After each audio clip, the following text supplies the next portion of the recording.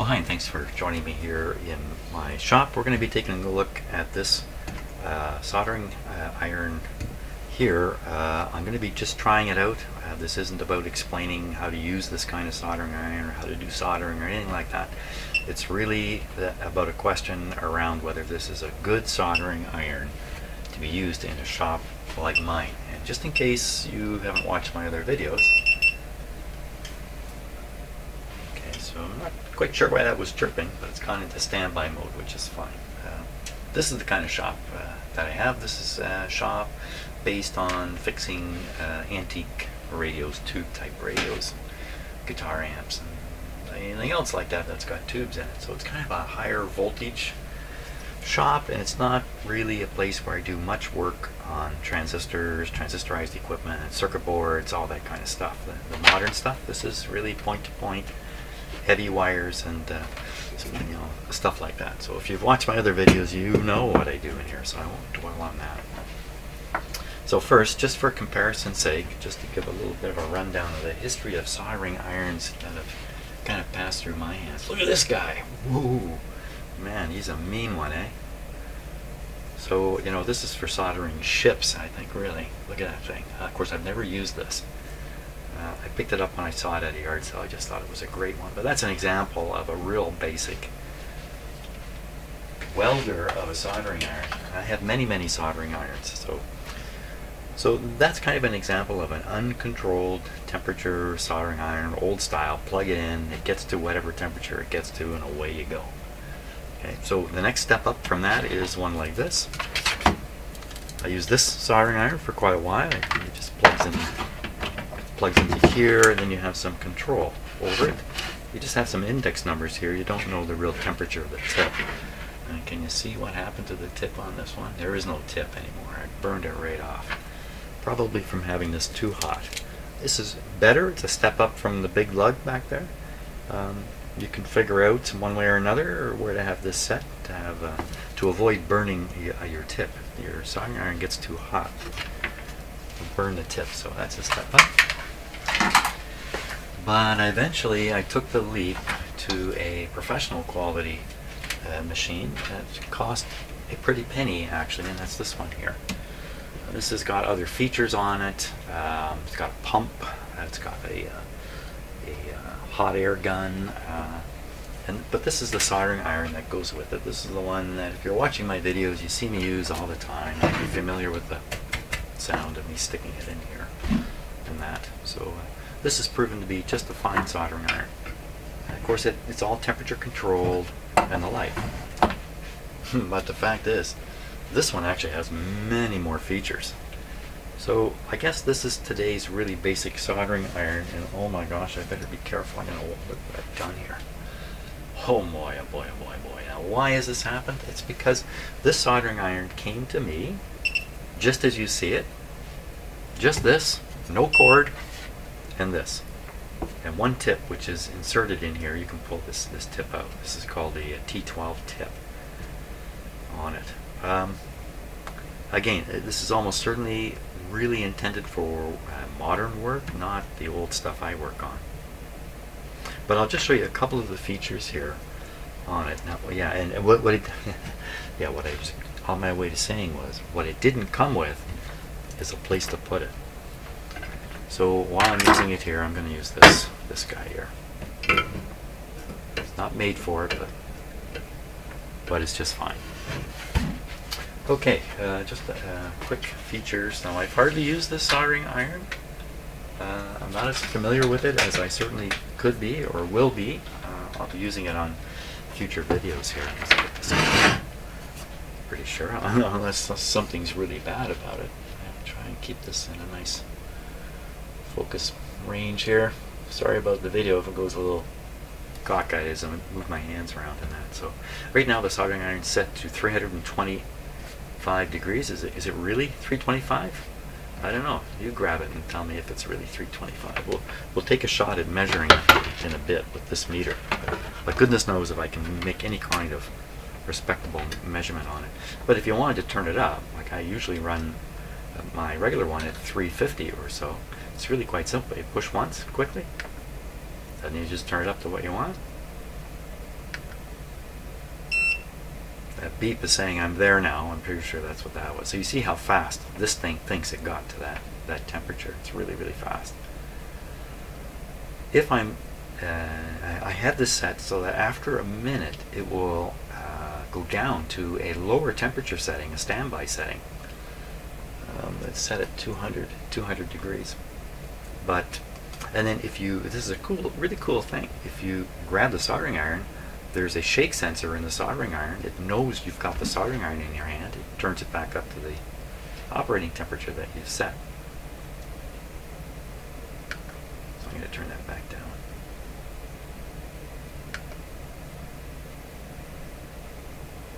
There. Why don't we find out how accurate that is? So it thinks it's at, well, it says 326 or so. Let's see what happens. I'll just try to solder the end of my guy here. So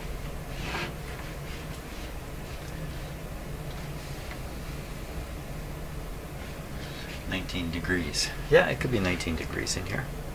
That would agree. I'm touching my hand. Very fast response. It's a very, very small tip. Very fast response. How high this goes, I don't know. Let's take a look. So 326.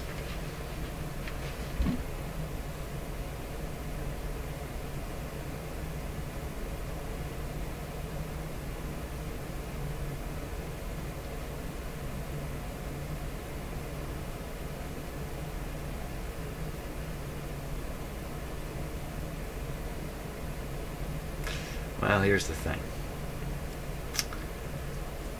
Even if that came up and said 326, we'd have a good feeling from it. But how do you know that's really the real temperature of this? How would you really know? So, bogus. Pay attention to that.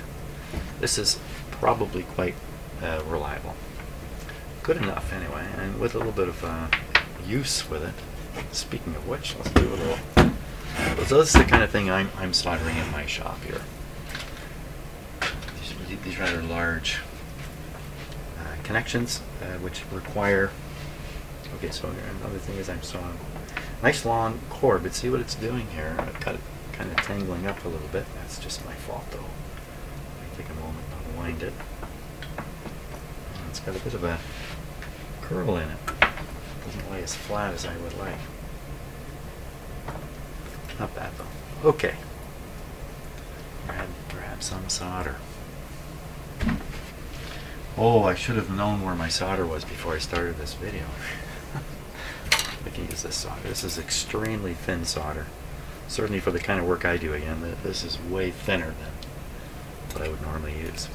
But I'll spot the proper solder here in a second. So let's pick a. Let's do this. Let's take a closer look at this. We'll pick one of these spots here and do a little soldering. You can see something interesting that poke away at. That's my close-up camera. It's really not a close-up camera. It's just another web camera, but it can work very, very close. And just get it stabilized here. Again, if you've never watched any of my videos, I don't rehearse these things. Yes, I kind of wing them. I have a notion what I'm going to try. It's very suitable when you're doing repair work because you really don't know what's coming next. Okay, we'll flip over to that camera. See what we can see there. Okay, so I'm just going to adjust the focus. Just going to take me a moment here. Yeah, because these aren't planned out videos, stuff happens sometimes. There's things in my videos that certainly other people would certainly edit out of theirs, but I like to have the whole story on there. Let me see, this angle's not going to do it. Let's try this angle. I think this will work a little better.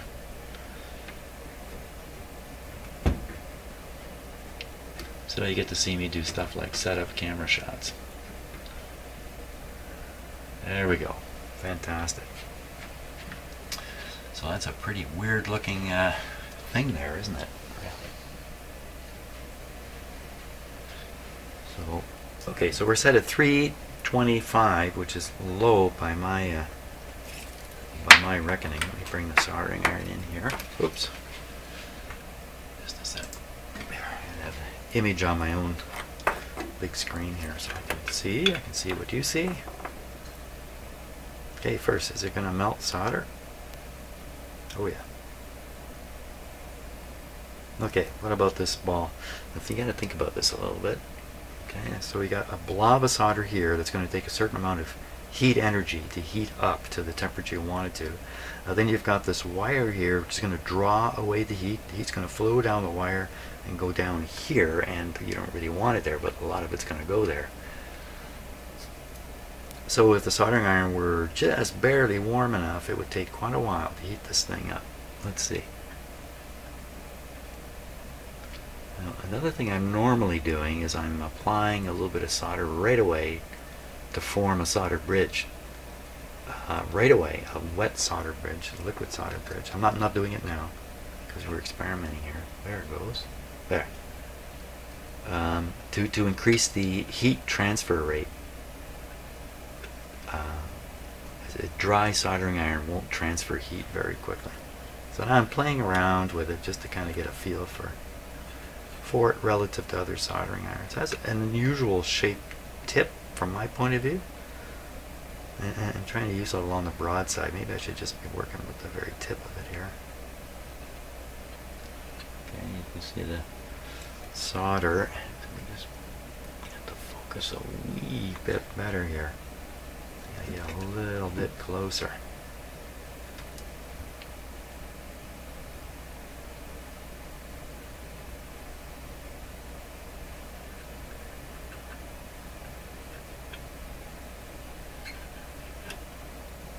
So the tip itself, okay, so now I got a chunk of excess solder. Well, I can just stick it in my, I'll just stick her over here.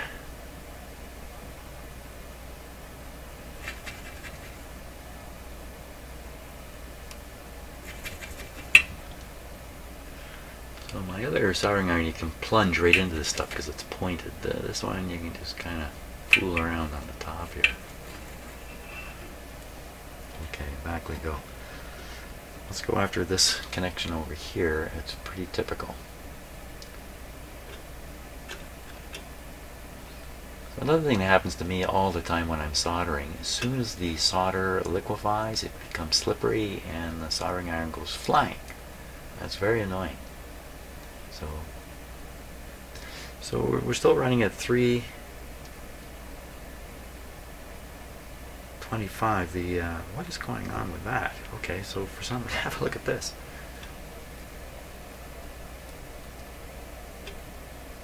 Okay, so why is this kind of running around a racetrack here?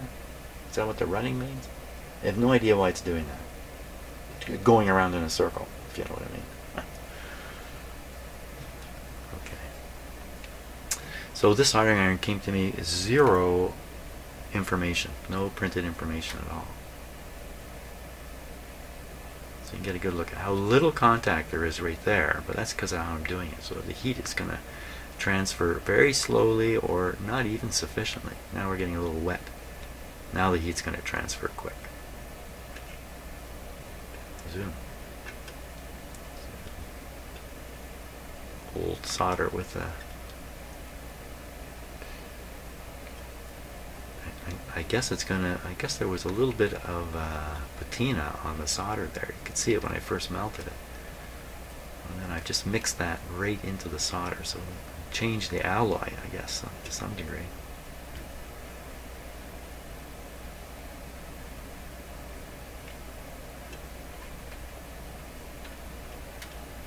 I'm going to melt my camera here. Okay. Let's try a couple more. Let's try. So this again, this is very typical.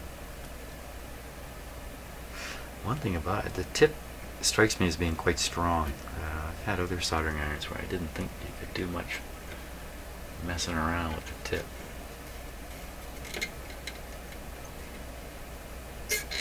think rotating is a good idea with it though. So just in terms of the handle and you know, holding this guy and all that, just fine. Totally comfortable. Now let's try something else here. Something really big. Okay, we'll go after, do something really tough. Drop the camera. That's a tough thing. Okay, let's go after that. We'll see what happens. That area on the bottom there, that. Now, usually you'd get that gigantic soldering iron that I showed you right off the bat. That would do this.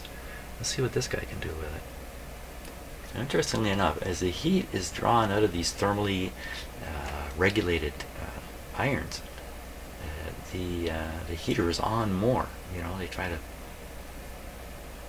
So, okay, we're starting out really slow here, probably because, again, the amount of contact is very minimal.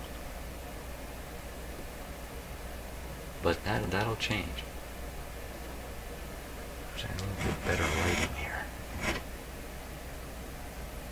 Ah, nothing's happening. Okay, remember I still have this thing at 325, which is low. Typically, you know, in reality, the kind of soldering iron to use for something like this is a soldering gun or something that really delivers a lot of heat energy. This guy's getting nowhere. So it might in the long run, you know, but I think what's going to happen is the heat is just going to escape into the chassis here. This whole chassis is going to get hot. And this will never be hot enough to do anything. So what we'll try a different temperature here. Wow, I got the focus on really close.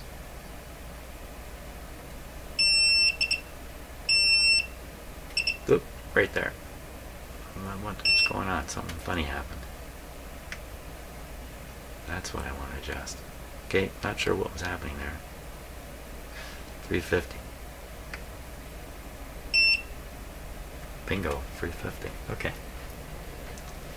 350. I got a little bit of heat saved up in this thing now. Let's see if it's in the blob of solder. This is very shallow blob of solder too, and this is like just about the worst case. Trying to melt this off. And I really don't expect it to work, but it's okay to do a little experimenting here. It's bubbling up at the top. What if I try to jam it in with just the point? Because, you know, that'll focus a lot of energy into a small area. Nah, we're not going to get anywhere. I don't want to turn the soldering iron any higher on these little spots. Oh, how about burning that wire there? Okay. 350. Again, I got the whole chassis there to heat up, so they're not gonna come free. At 350 though, let's watch this connection go.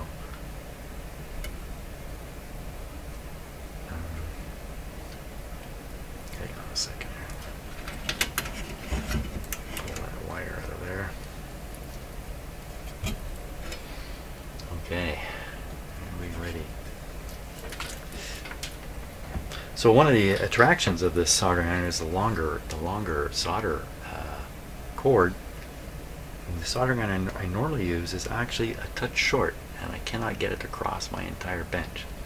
So I have it on one side, and I can't get all the way across. Once in a while, I have to move the work towards the soldering iron base station.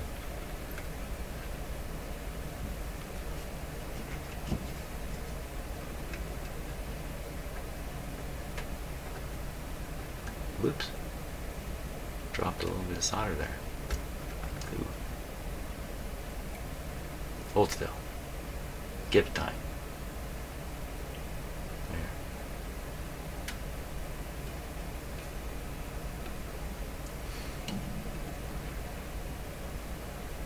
This is having a little bit of a struggle here with this, isn't it?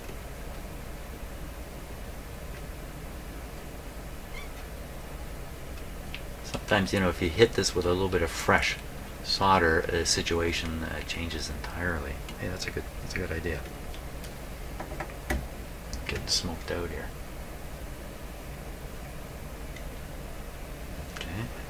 solder, super thin solder.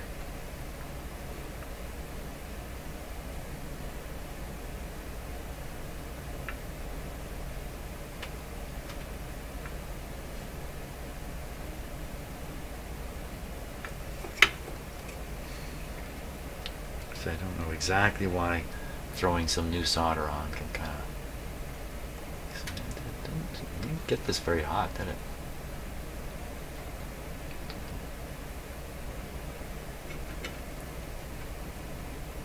Just got to make a contact here where it'll deliver.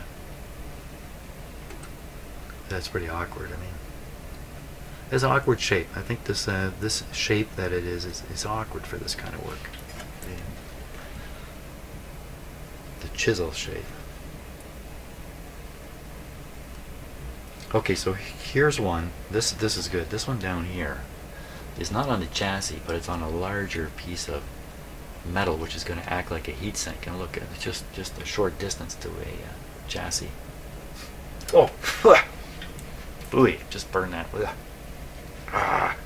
You know what? You know what are you doing, Jim? You know what I'm doing? I'm looking up at my big screen TV. Just try to get that off the soldering iron here. Not watching what I'm doing with the soldering iron. Okay, I was all excited about something. Yeah, this thing down here. Okay, if I start laughing out of control, it's from breathing burnt rubber fumes. Okay, here we go. A little bit of it. Another thing about doing this is you have to get your soldering iron down into areas past stuff. Apparently I didn't get past something there.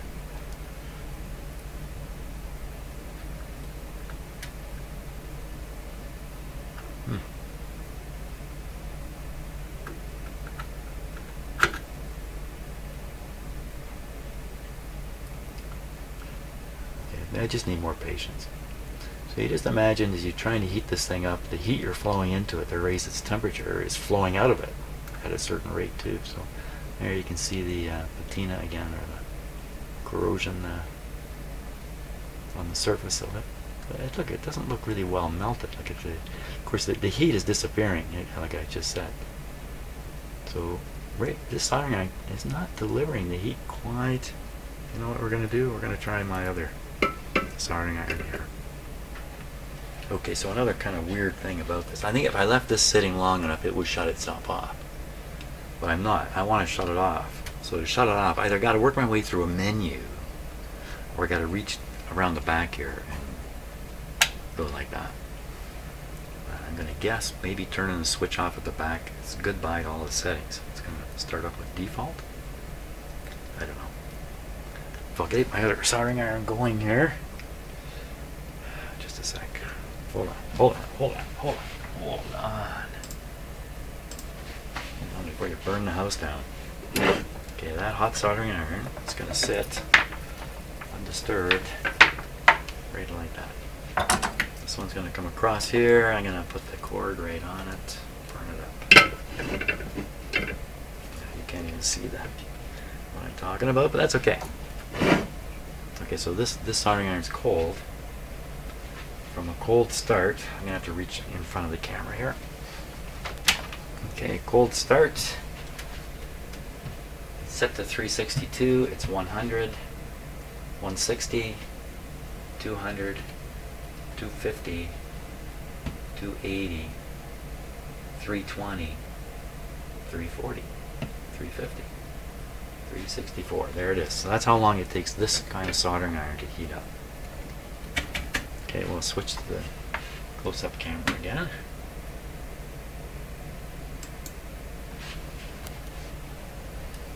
Well, after that same connection, we were just fiddling around with the last one we were messing around with. Okay, without any fresh solder. Wow, that's what I was talking about. Put it here. Now offhand, somehow I think the other soldering iron should deliver heat better than this one. Okay, so you can see the other side of the connections melted up too already.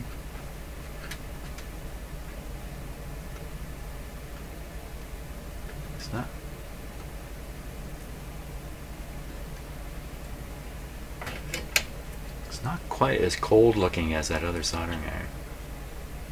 I mean, this is crummy solder now. Let's try this one. This is the tough one down here. Should be cooled off pretty good. There we go. Okay, contact. Melt off. And again, it looks more liquid, not so pasty. Yet the soldering iron is claiming the same temperature. Well, 360 actually. It's actually just a touch hotter, according to the reading. But you know, who knows how accurate that is. Okay, I'm not sure I can do much more. I think I've done enough. I can give a verdict here. Well, there's no doubt that having a temperature-controlled soldering iron is, you know, the name of the game for quite a few reasons. One of them, not to be overlooked, is preservation of the soldering tip. If you have an uncontrolled soldering iron, like I've had in the past, you burn them up. They just get burned up. You leave them on overnight. I used to do that because there's no automatic off or anything like that. So the more modern soldering irons, of course, have all those features, and they're all important because you're trying to preserve the tip there. In fact, let me turn mine off before my other one off before I do something foolish with it. So this is very inexpensive.